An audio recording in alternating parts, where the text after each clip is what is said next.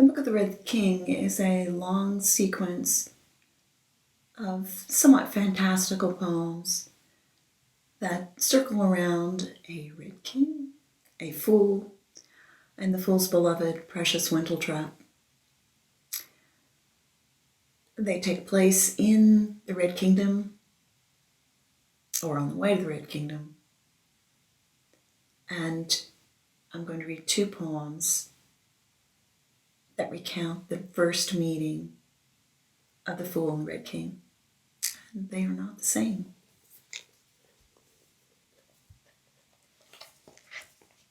The Starry Fool. In a shivering of bells, the fool comes shining, shimmering, unseen along the moonshine way. Little fir trees sprinkle his path with needles, lift their limbs and point to the bright whirligigs of stars. And the crack in the fool's heart is for once mended without a seam. He shakes his bell-branch staff at light. So cold, no one plays the watchman, but in the tower called the Spear, the Red King rules the chiming hour. He'll spy the moon-washed fool, skittling like a toy tot through the city. He will run outside to greet him, calling my brother and myself, my mirror, the crack inside my heart.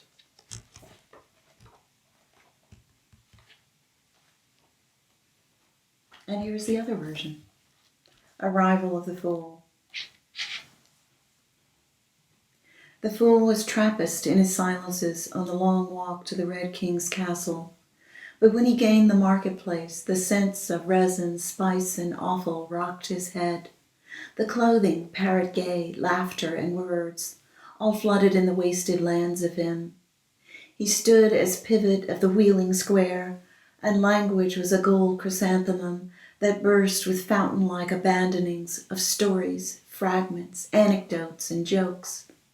Unstoppered, the fool proved a stopless font, whether there were crowds to listen or none, whether people cried or jeered or clapped hands, whether the children squatted, skinny-haunched, or were tugged away by calling voices. At dusk, when the fool shone his petals fire against the cobalt air, the city lay hip-deep in golden words invisible to naked eyes as far as the new moon.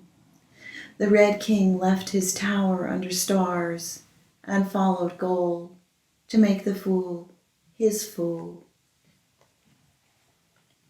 And here is a little peep at the interior artwork by Clive Hicks Jenkins. And maybe one more.